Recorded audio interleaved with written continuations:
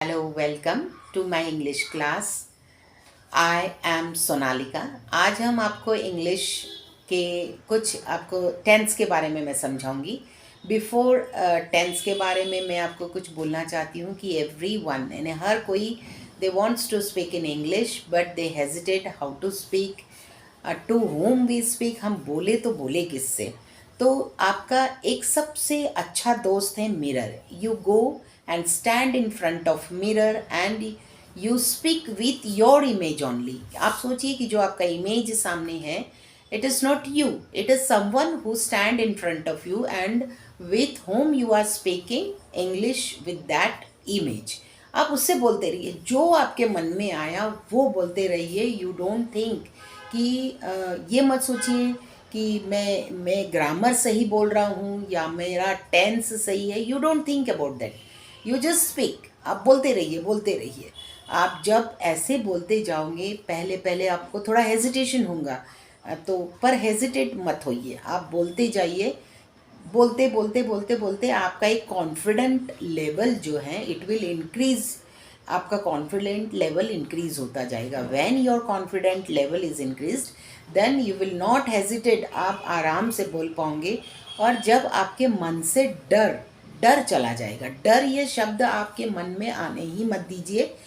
English बोलने के लिए क्या है, आपको कुछ वर्ड लगेंगे, वॉकेबुलरी वर्ड्स लगेंगे.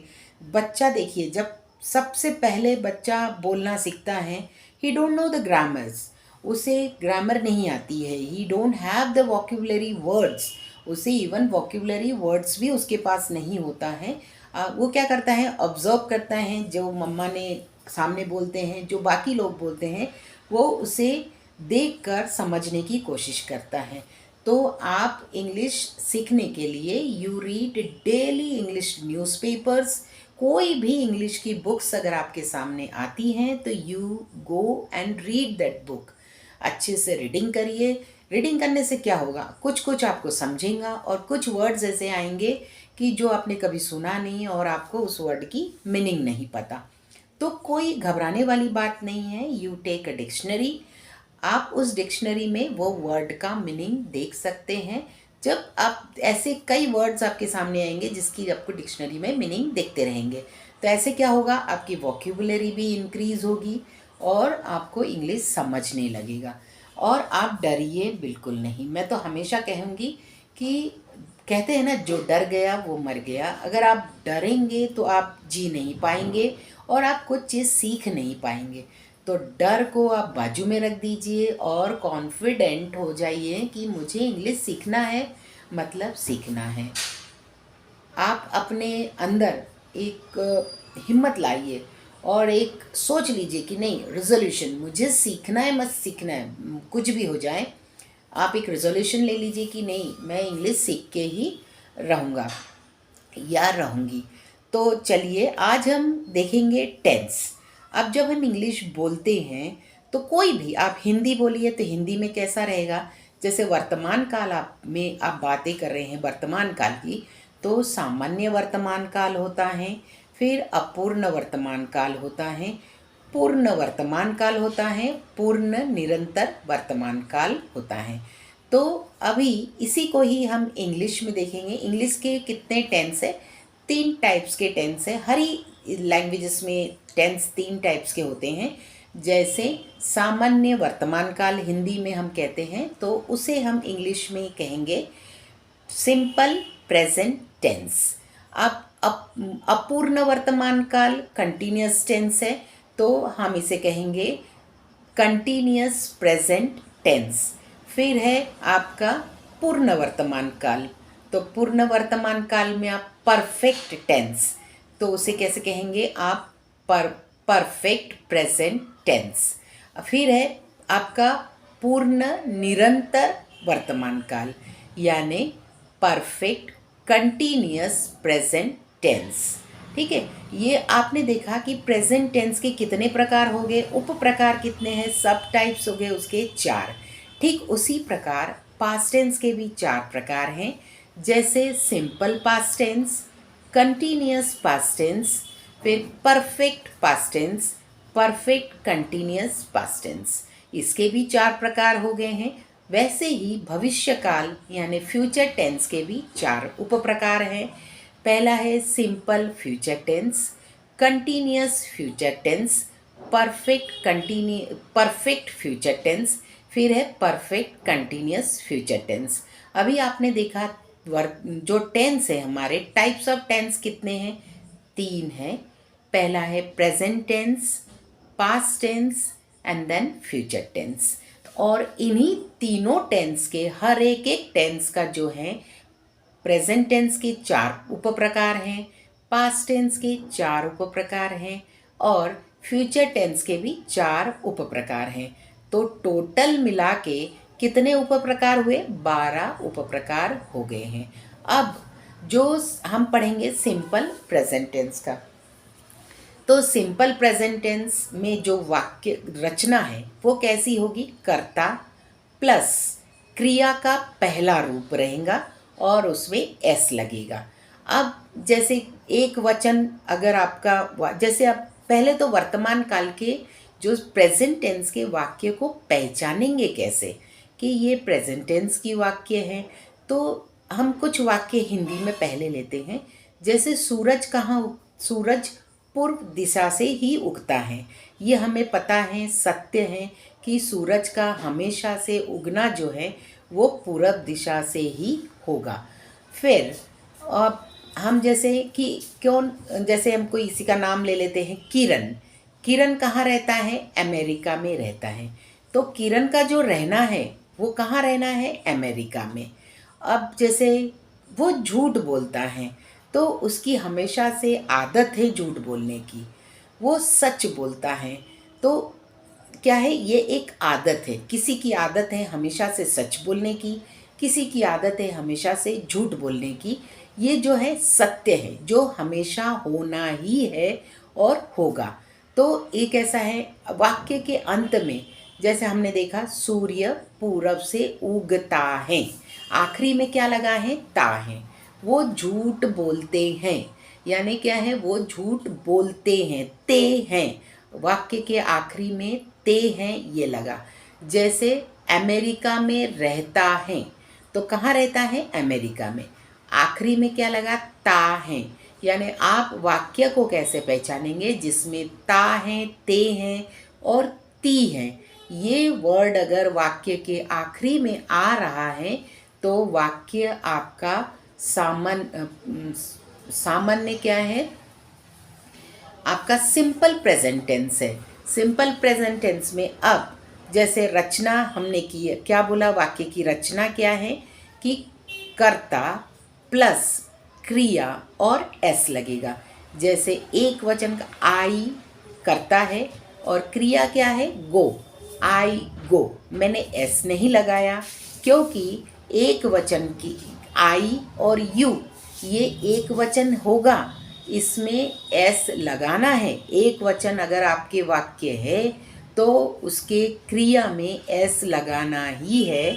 पर क्या है? आई और यू ये एक वचन होने के बाद भी इसमें एस नहीं लगता है, इसीलिए मैंने आई गो कहा है। जैसे you go, I go, you love, I cry, you cry, तो एस कहीं पे भी नहीं लगेगा। अब वाक्य आपके बहुवचन हैं तो जैसे फिर मैंने एक वचन के और एक है, जैसे ही और शी ये भी एक वचन है। जैसे he comes, he goes, he plays. तो मैंने अब आपने देखा एक वचन है, मैंने क्रिया के में क्या लगाया? एस लगाया। अगर एक वचन है कर्ता तो क्रिया में एस लगेगा। पर आई और यू एक वचन होने के बाद भी इसके क्रिया में एस नहीं लगता है, ये आपको ध्यान में रखना है। फिर अगर वाक्य में जो क्रिया है वो अगर जो आपका कर्ता है वो बहुवचन है तो वाक्य में एस नहीं लगता है। जैसे दे कम, दे गो, दे लाफ, दे प्ले। तो दे जो है ये बहुवचन है और क्रिया जो है प्ले, कम, इसमें क्या नहीं लग रहा? एस नहीं लग रहा है। they love, they come, they play, they go। तो ये इसमें हमने एस नहीं लगाया है। तो इसका जो मेन पॉइंट एक आपको ये सिंपल प्रेजेंट टेंस में याद रखना है कि अगर वाक्य एक वचन कर्ता जो है वो एक वचन है तो आपकी क्रिया में एस लगेगा, और अगर वाक्य बहुवचन है तो क्रिया में एस नहीं लगेगा। तो पर आई ये एक वचन है, फिर भी क्रिया में एस लगे, एस क्या होगा, नहीं, एस एक वचन होने के बाद भी क्या लगेगा, एस एक वचन होने पे बताओ, ही कम्स, ही गोज। पर आई भी एक वचन है, उसकी क्रिया में एस नहीं लगेगा। यू भी एक वचन है, फिर भी उसकी क्रिया में एस नहीं लगेगा। ये दोष आपको याद रखने हैं।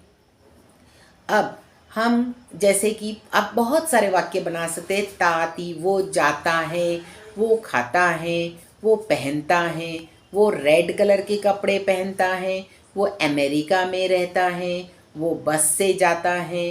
तो ये सब ता है, ती है, ते हैं, इसमें ये प्रेजेंट टेंस है, सिंपल प्रेजेंट टेंस। तो आज हमने देखा कि सिंपल प्रेजेंट टेंस कैसे बनाते हैं। अभी हम आपको बताएंगे कि इसमें एक और चीज़ आपको याद रखनी है। जैसे गो, एस तो आपने लगाया, पर क्यों लगाया एस, कहाँ एस लगाना है और कहाँ ई एस लगाना है। अगर एक वचन बहुवचन है तो आपको कहाँ एस और ई एस लगाना है। एस कहाँ लगाना है, जो भी वाक्य के अंत में ओ, एस, एक्स, एस एच और सी एच ये अगर आता है आपके क्रिया में तो आप क्या लगाओगे। जैसे गो, ओ आया है तो आप एस लगाओगे, गोज। अगर जैसे आप फिर एस वाले बोलिए, एस में जहाँ एस है तो वहाँ आप क्या लगाओगे, ओ एस, फिर जैसे tax, T A x, tax, और उधर क्या लगाना है, जैसे ओ एस और एक्स, एस एच और क्या है, सी एच। तो वहाँ आपको क्या लगाना है। तो मैं आपको कुछ वाक्य बताती हूँ, वो वाक्य आप देखिए, मैंने यहाँ लिख के रखा है वाक्य, आपको मैं वो बताऊँगी तो आप उस पर ध्यान दीजिए। तो अभी मैंने आपको कहा कि जैसे क्रिया है गो, अब आपको देखना है आखिरी में ओ है, तो ओ मीन्स जैसे ओ है, एस है, एक्स है, एस एच है, सी एच है, तो आपको क्या लगाना है, ई एस लगाना है क्रिया के बाद में। जैसे गो तो गोज, जी ओ ई एस, गोज। फिर आपको जैसे पास, पी ए डबल एस, पास, तो आखिरी में एस है, आप ई एस जोड़ दीजिए तो पासिस। फिर आपका दूसरा जो है tax, T A x, E S लगा दीजिए, टैक्स।